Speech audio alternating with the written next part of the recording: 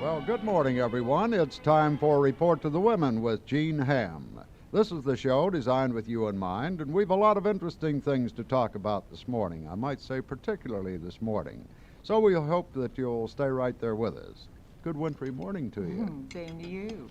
Boy, How are you today? Oh, excellent. Wonderful. Excellent. Tip-top shape. You're like an old stove. I feel great. All right. Do you want to say anything before the festivities begin this morning? Sure, I'd love to, because yesterday was such a memorable day for Certainly me. was. I just was on a great big bubble the whole day long. Well, I think you carried over to this morning, too, from what I've heard. Well, of course, for anyone who doesn't know what I'm talking about, it was the fact that I was really privileged to have an interview with Marian Anderson, who will sing tonight and tomorrow night at the Virginia. Very gracious lady. Oh, she is wonderful. And Dick Reeves and Tyke McNash and I went down, just regular entourage, you know, to go to the hotel to speak with Miss Anderson. And when we got upstairs, with her was her accompanist, Franz Rupp, and Mr. Joff, who takes care of all her tours. And to me, it was just like meeting old friends, because as you know, I read her book, My Lord, What a Morning, and I also read a book written by her former accompanist. And so it just seemed perfectly natural for me to sit down and talk with them. Now, her accompanist, Mr. Rupp, is a fine concert pianist in his own right. He's jolly, and one wonderful thing, you know, you always talk about the mark of greatness in people. He is so generous to musicians and composers that he thinks have great possibilities, which is a wonderful thing. Sure is. And then in various cities that perhaps they find themselves in, you'll probably find him playing chamber music with amateur musicians in the area. And Mr. Joff is a wonderful man. He loves music and musicians, and he knows all the melodies that Miss Anderson sings, plus most of the words, no matter if they're French, Italian, Spanish, any language. And he is the wonderful type who is a head nodder for her music, and he beats out the melody or the rhythm on his knee. So it was just really a wonderful experience that I would like to share. And of course, we do get to share because of the interview. We have it right here, haven't we? You want to run it? All right, Love let's to. hear it. It is a very great honor today to have as our guest Miss Marian Anderson, one of our most respected and revered vocal artists in America. She's been charming audiences since she was 6 years old. The Virginia Theater has been sold out for weeks for both of your performances, Miss Anderson. And so it's our hope that having you with us today will give just a little part of you to our listeners who haven't been able to get the tickets. So we're delighted to have you. Well, thank you very much, and it's a pleasure to be here. I spoke this morning with a friend, and I'm sure with all your concerts you couldn't possibly remember, but he did want me to ask you. It seems that in about 1930, you were at West Virginia State College in Charleston, and he remembered hearing you and is looking forward to hearing you again. Now, see, that would have been before your first trip to Europe, would it not? Yes, as a matter of fact, 1930, you know, we're not remembering anything that far back anymore. I used to laugh very much when I would hear people say, oh, that's not right about time. And then more recently, I remember having seen a moving picture actress in a picture that had been revived, and I had an opportunity to see her in life not too long ago, and I said, oh, you know, I saw you in such and such a picture, meaning it, of course, to be a sort of tribute to her, you know. She wasn't pleased at all about it. So I'm at the place now, too, and people begin to remember things so far back. Well, I'd be just as pleased if they remembered something a little closer, too. You know? Well, may I return anyway, with your permission, back to those particular years.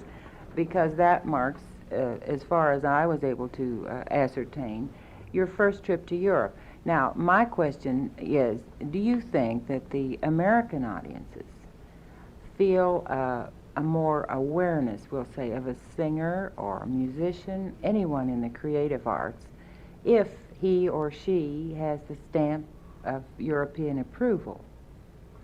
As a matter of fact, I think that was more necessary before, and you're quite right about Wheeling. I was here a number of years ago and remembered with a great deal of pleasure. It was a time, I think, when the American musician, especially the vocalist, found it imperative to have had some stamp on her or him in regard to work that he had done in Europe. It is not anymore, to my belief, as necessary as it was at that particular time. I was thinking particularly now present day, Van Cliburn, for example. Don't you think that he was accepted after his approval by foreign nations? Yes, and that brings me to another thing. I wish there were, I so sincerely wish that there were a possibility of giving to many of the young musicians an opportunity to perform and come before the big public. That is possible in America. But there is so much talent around that it seems that they do not get an opportunity to show their wares to the best possible advantage. So when there comes an opportunity that a Van Cliburn or someone else may be able to get away, attention is drawn to that particular person. And in this particular case, I understand that Mr. Van Cliburn is a very able, a very fine musician, and an excellent representative of the kind of work that he's doing. Mm-hmm. Well, in your European countries, of course, as I told you a few minutes ago, I was so delighted with your book, My Lord, What a Morning. And in it, I got the feeling in the countries that you have been, all the European countries, this is, of course, before your 1957 tour, did you have a feeling of happiness in one country or group of countries more than any other country? In a way, yes. We liked Switzerland particularly, I think, first for its beauty, then for the cleanliness of the place. You could go anywhere and on the streets, it seemed. You wouldn't... It just gave you a wonderful feeling of being clean. That we liked. And the people were very friendly.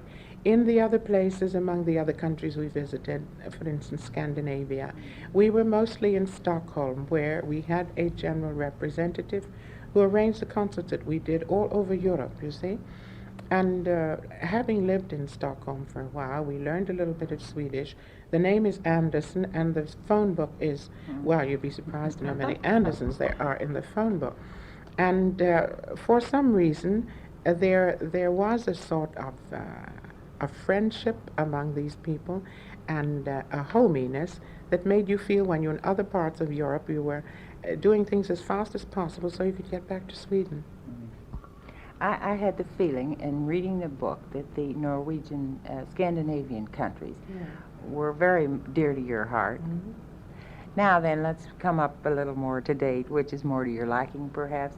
But in your visit to the Asian countries, of course, that would be approximately 12 countries, was it not, yes, in Asia? Did you, as a goodwill ambassador, have a chance to talk with the people?